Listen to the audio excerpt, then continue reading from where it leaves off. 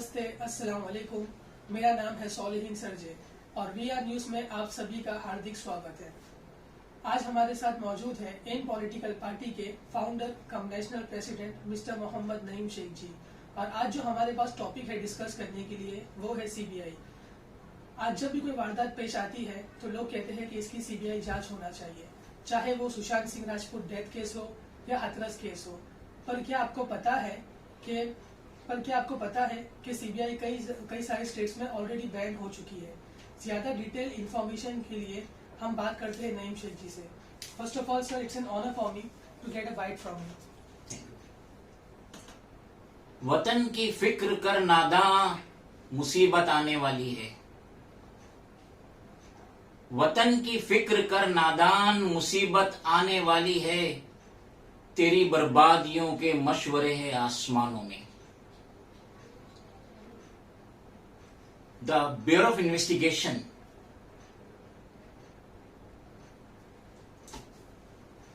इसका ओरिजिन इन्होंने ट्रेस किया in the shape of special police establishment, in short SPE. ये सेंट्रल गवर्नमेंट की पुलिस फोर्स थी और इसका कयाम अमल में 1941 में by the government of India to investigate bribery and corruption in war and supply department. इसका हेडक्वार्टर लाहौर में था। कुर्बान अली खान साहब इसके सुपरिटेंडेंट थे। मगर इंडिया पाकिस्तान का जब पार्टीशन हुआ तो वो पाकिस्तान चले गए और फर्स्ट लीगल एडवाइजर जो नॉमिनेट हुए राय साहब करमचंद जैन, वॉर डिपार्टमेंट के, to investigate the bribery and corruption by central government employees. War के बाद ऐसी जरूरत महसूस हुई कि एक इन्वेस्टिगेशन एजेंसी का कयाम अमल में आना चाहिए और under 1946 Delhi special police establishment act के तहत ये डिपार्टमेंट होम डिपार्टमेंट को दे दिया गया।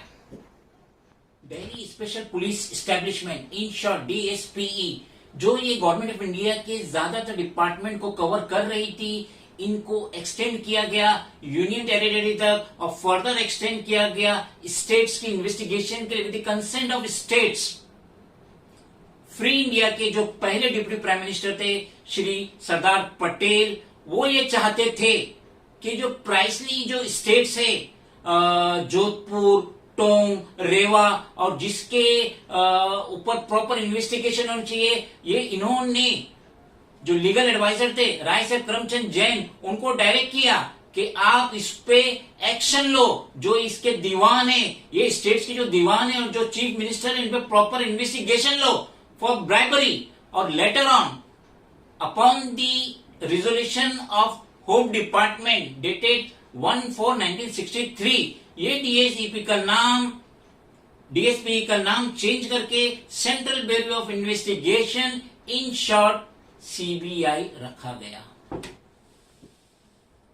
By doing hard working, CBI ने अपना एक बहुत ही नाम कमाया हिंदुस्तान में, जिसकी वजह से बाद में उनसे रिक्वेस्ट की गई कि आप मदद कीजिए इन्वेस्टिगेशन के लिए जो अदर क्राइम्स है, such as murder, kidnapping, terrorism. 1987 में सीबीआई का डिवीजन किया गया, जैसा कि anti corruption division, the special crimes division, the economics offence division, the policy and international police cooperation division, administrative division, the directorate of prosecution division and the central forensic science laboratory division. और CBI उस वक्त से ये मुख्तलिफ division के तहत government of India की मदद कर रही है, इन्वेस्टिगेशन करने की मदद कर रही है और ये एक बेहतरीन काम कर रही है।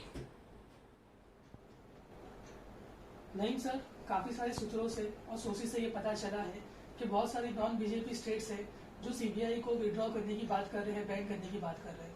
इस पे आपकी क्या राय है और इसका रीजन क्या है सर? इन नवंबर केरला, झारखंड और पंजाब, इन्होंने जो सीबीआई का जो कंसर्न है इसको विड्रॉ किए हैं और प्रीवियसली त्रिपुरा और मिजोरम ने ऑलरेडी सीबीआई का कंसेंट विड्रॉ कर चुके हैं। तो अब सीबीआई को इन 9 स्टेट्स जो नॉन बीजेपी है वहां पे इन्वेस्टिगेशन करने के लिए प्रॉपर परमिशन लेना पड़ेगा। हिंदुस्तान में टोटल 28 स्टेट्स है और 8 यूनियन टेरिटरी है। सीबीआई जो है सेंट्रल गवर्नमेंट के आदेश पे कोई भी स्टेट पे इन्वेस्टिगेशन करती थी, मगर स्टेट का कंसेंट मस्ट कंपलसरी। अगर सुप्रीम कोर्ट और हाई कोर्ट आदेश देंगे सीबीआई को इन्वेस्टिगेशन के लिए तो फिर स्टेट के कंसेंट की कोई जरूरत नहीं है। हिंदुस्तान टाइम्स के मुताबिक गवर्नमेंट ऑफ महाराष्ट्र सीबीआई को टीआरपी के इन्वेस्टिगेशन के लिए रोक नहीं सकती है, क्योंकि ये जो केस रजिस्टर्ड हुआ था उत्तर प्रदेश गवर्नमेंट की कंप्लेंट पे ये रजिस्टर्ड हुआ था। और अगर एपेक्स कोर्ट आदेश देंगे सीबीआई को तो वो ये टीआरपी का केस मुंबई पुलिस से अपने हाथ में ले सकते हैं।